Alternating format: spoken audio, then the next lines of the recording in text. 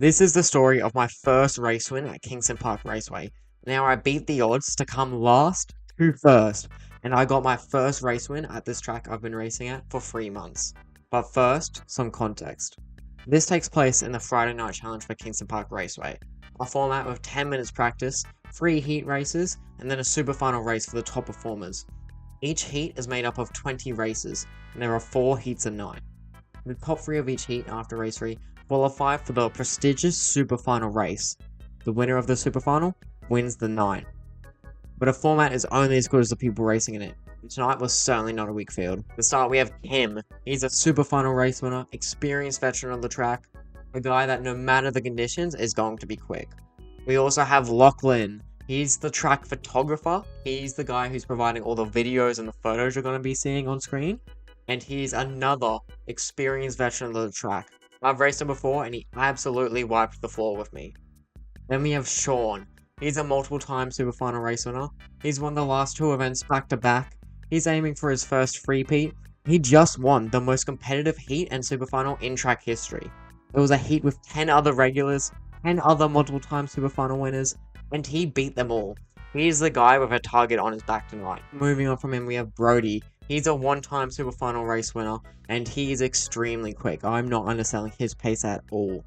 In addition to that, we have Brody's mate Jai. He's a 2-time heat race winner. I've been racing him quite a fair bit, and he's pretty close pace-wise for me. He's definitely the guy I expect to be battling the most tonight. Now, who am I, you might ask? I'm a 1-time heat race winner. I've qualified for the super final 3 times before, and my best finish is only 4th. My pace is alright, I just tend to struggle with results sometimes. So what is Kingston Park Raceway, this track I've been talking so much about? Kingston Park Raceway is a fast outdoor rental kind track, with a lot of high-speed corners like 3, 4, 8, 9, 10. It's just pretty much all of it but turn 1, which is the only braking zone on the track, and the best spot to get a move done. The cars max out at around about 64 kilometers an hour, so it's not slow at all.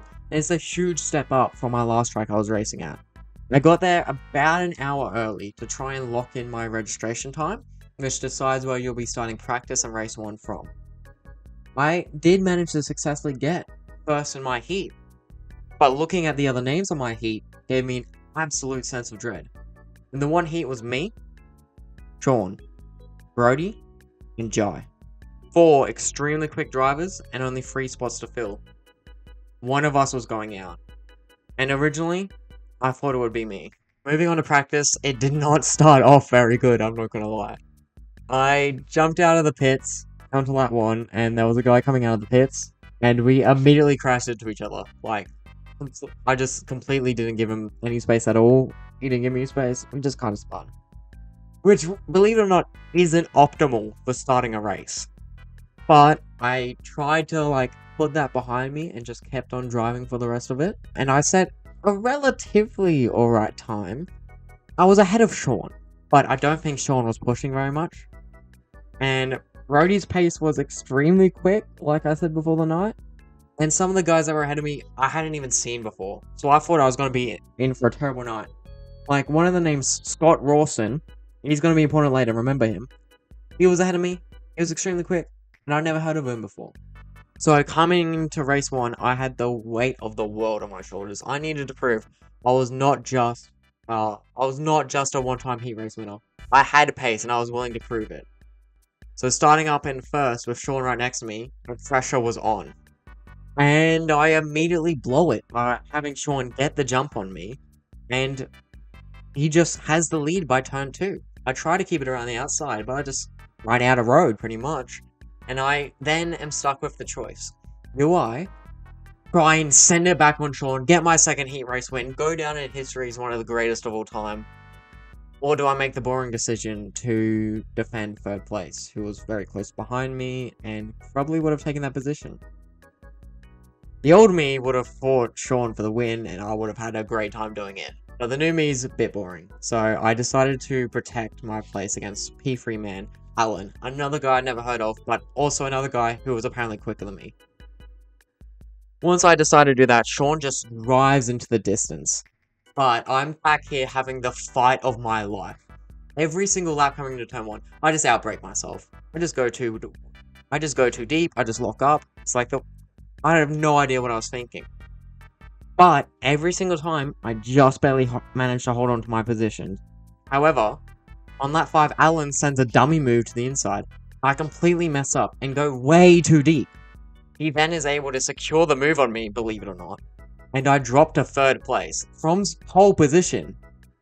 I stay behind him and I finally smooth out my driving and I'm not being as erratic. Meaning, I've actually got pace now. And on lap 6, he runs into some lap traffic. And I send it up the inside of both of them, not missing a single second. I get the move done, and he's unable to get it back before the checkered flag, giving me 2nd place, about 15 seconds down on Sean race time. So, again, a good performance, but not great. Brody started down in 8th. Brody finished 4th. Jai started around 10th, and he finished about 5th. Scott started in like P20, and he finished 6th. Like, 20 to 6.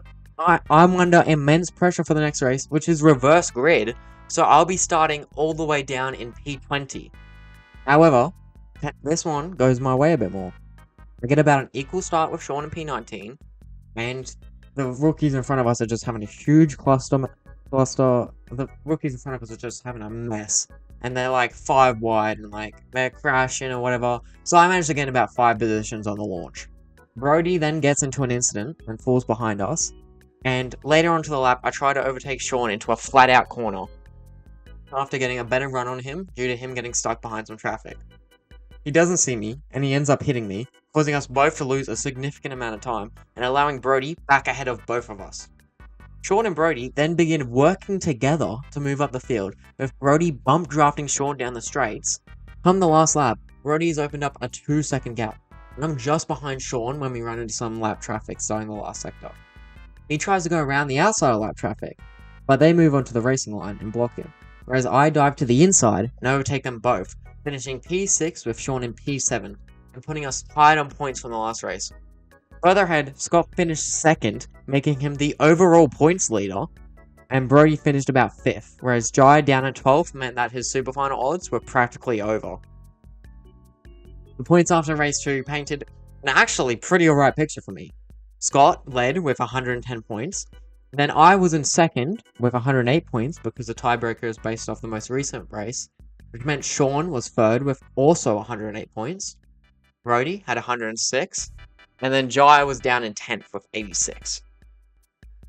Now, the 3rd race is where they average out your 2 finishing positions, and that'll be your grid start. Scott had 1st, I had 2nd, so on and so forth. Which meant, come the line, I get a poor start, and immediately get jumped by Sean, who moved into 1st by the 2nd corner. I settle into 3rd, and come lap 3, Jai is on a charge right behind me.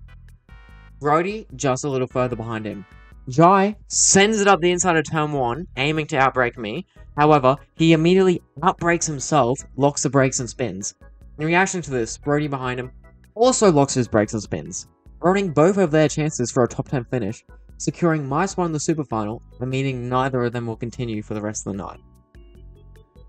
Onto the back straight, I lose another 2 positions, and I was just coasting at this point, because I really did not want to spin away my chance of getting to the super final, which I managed to do, finishing 4th in that race.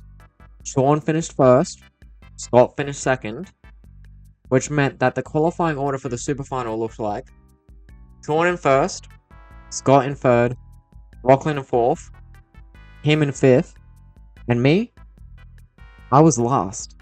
I was starting this race from 10th place. On my way to the grid, the weight of the situation is starting to set in. I walk past one of the track marshals. I look him dead in the eye, and I say, I'm going to do last to first. He doesn't believe me. He jokes around. He says, let's see it then. So, dejectedly, I walk away. I get to my car at the very back of the field. And out of nowhere, Jai leans across the fence and yells to me, last to first, Seth! I just reply a simple of course. Now, when another marshal walks up to me to start my engine, I tell him the same thing. Last to first.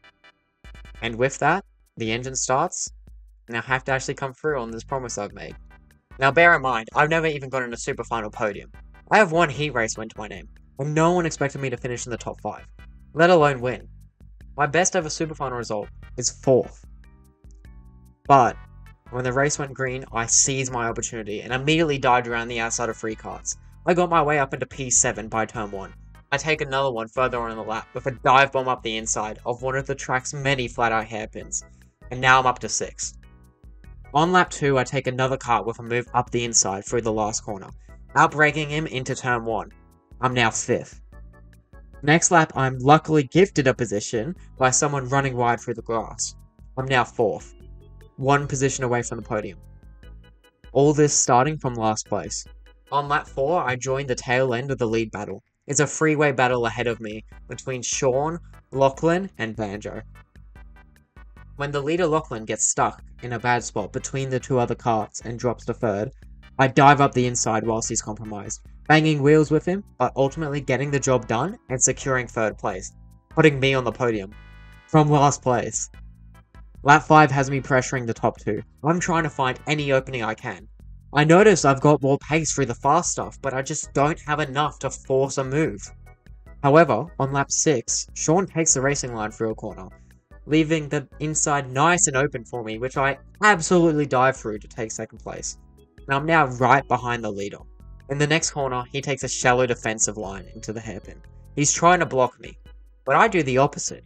I open up the entry wide, I sacrifice the apex, and I'm just trying to V the corner so I can get an amazing exit. It works perfectly, and I have gotten an incredible run out of the turn, and I'm now rapidly gaining on him.